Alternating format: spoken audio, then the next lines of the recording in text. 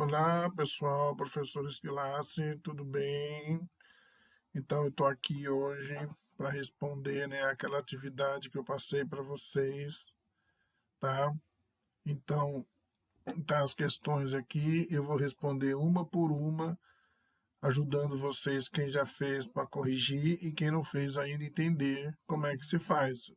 Porque, lembrando, você, para responder, você precisa ter lido o texto, entendido o texto, para poder refletir sobre ele, para aí então poder responder as perguntas, tá? Então vamos lá. Bom, e a primeira coisa, né, no caso aqui, a atividade, se você fez, você vai enviar pelo Google Sala de Aula, vai enviar por aquele meu e-mail que tem aí, e não é para levar na escola, porque imagina, 32 alunos por sala.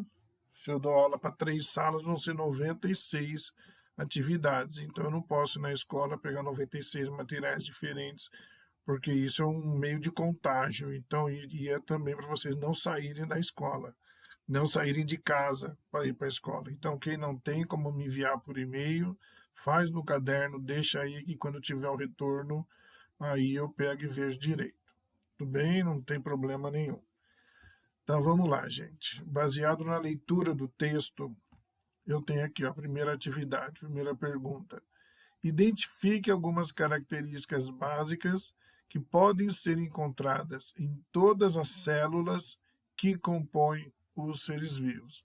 Então, basicamente, todo ser vivo tem que ter a presença de uma membrana celular, a presença de um citoplasma, de um material genético tipo DNA e de ribossomos. Então, essas são características básicas que a gente encontra nas células que compõem qualquer ser vivo, certo?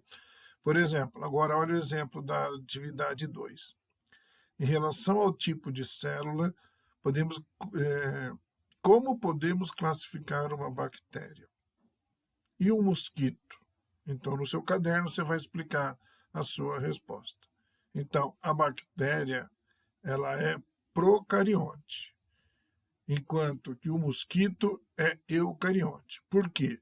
Porque as bactérias, elas não possuem um núcleo definido, enquanto que as células que tem no mosquito, né, lembrando que a bactéria é um ser aí unicelular, e o mosquito é um ser pluricelular, tem várias células, mas todas elas, nas células do mosquito, apresentam essa estrutura, tá? Que é eucarionte. Tudo bem? A terceira aqui. É para você, aí que está a reflexão sobre o que você leu para poder responder.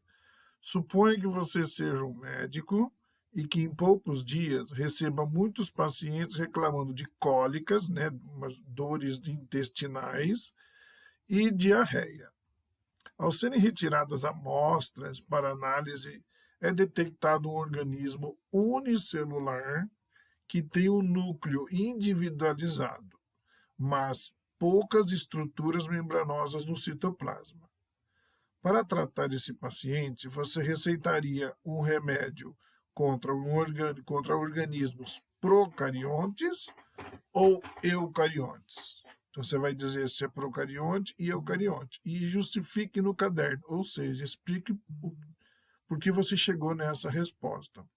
Então, bom, primeiro, teria que ser contra organismos eucariontes, pois apesar de o organismo detectado possuir poucas estruturas membranosas dentro do citoplasma dele, trata-se de um organismo eucarionte, por ter um núcleo evidente.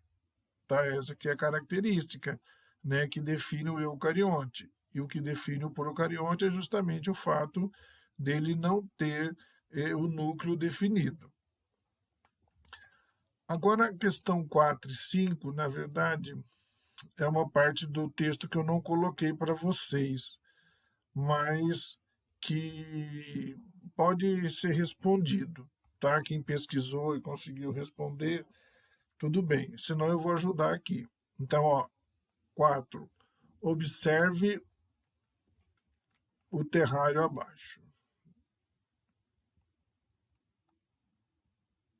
Tá. Primeira questão. Esse terra, tá aqui o terrário, um terrário montado, pedrinha, pedra escura, terra, planta, né? Esse terrário ele pode ser considerado um ecossistema? Justifique sua resposta. Então, para entender, ó, sim, esse terrário ele é constituído de componentes não vivos, tipo pedras, terra, umidade, temperatura e luz, desculpa.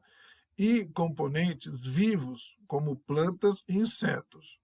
Então vai haver estabelecer uma interação entre eles.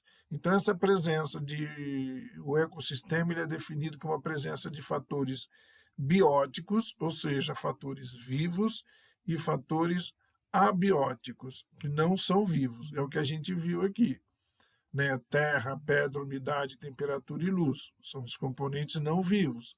E plantas e insetos são os vivos, tá?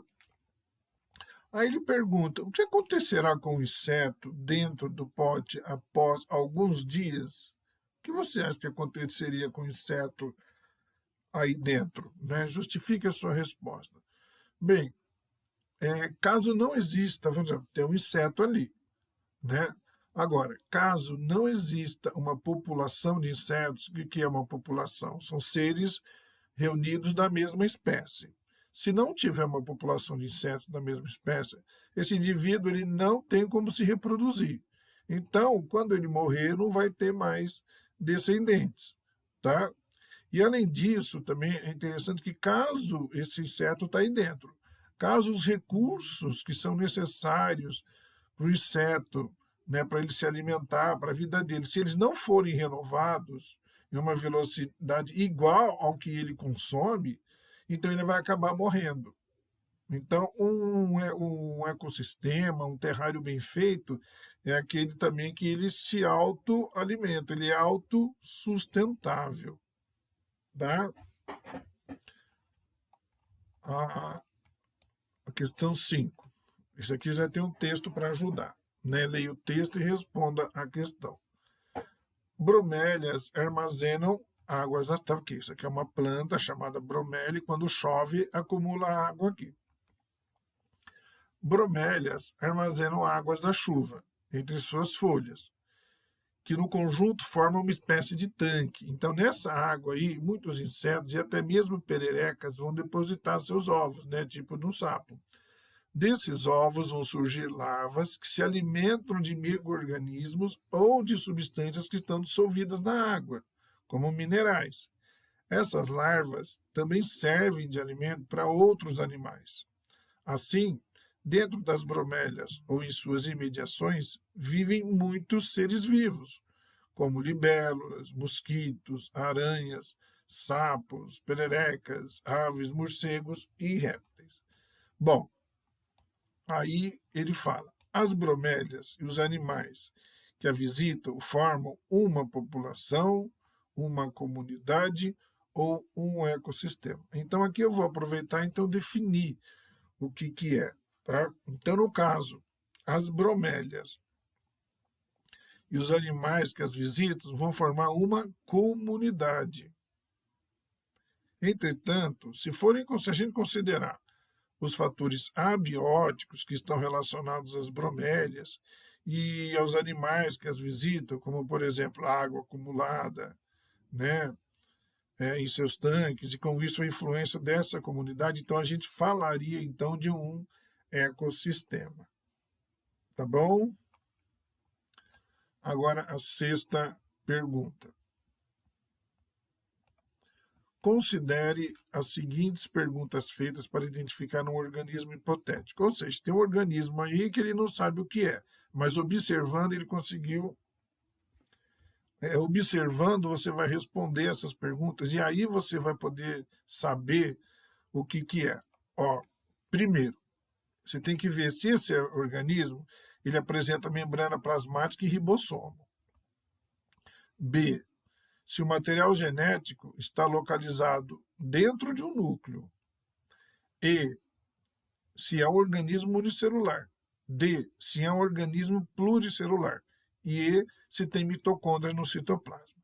Então, no seu caderno, você vai indicar quais dessas perguntas são primordiais. O que é primordial? É fundamental, é importante para diferenciar um organismo procarionte de um organismo eucarionte. Então, é para você justificar a sua resposta. Na verdade, a gente já viu lá a diferença entre procarionte e eucarionte. Então, baseado no que a gente já viu lá, primeiro,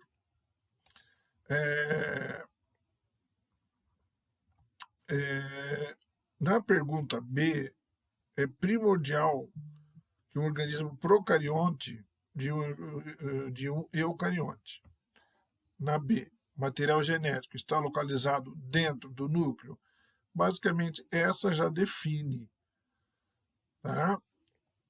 Porque lá no primeiro exercício a gente viu que a característica básica dos seres vivos é a presença de membrana plasmática, ribossomo, material genético, né?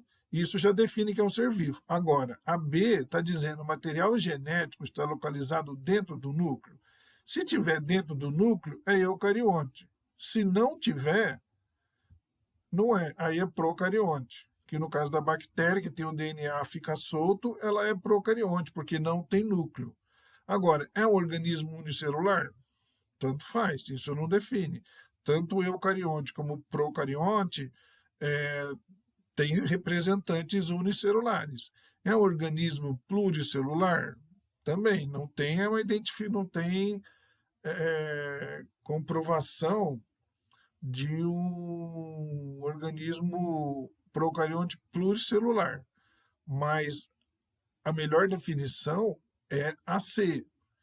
E a E também não ajuda. Tá? Desculpa, é a B. Né? O fato de ter mitocôndria no citoplasma também não é referência. Tá? Então, o que define aí é a letra B. O material genético está localizado dentro do núcleo. Se estiver dentro do núcleo, é eucarionte. Se não estiver, procarionte. Certo? Então era isso, gente. Essa foi a correção. Tá bom? Então, na próxima semana, vamos ter outra vídeo dúvida. Tá bom? Um abraço para vocês e até mais.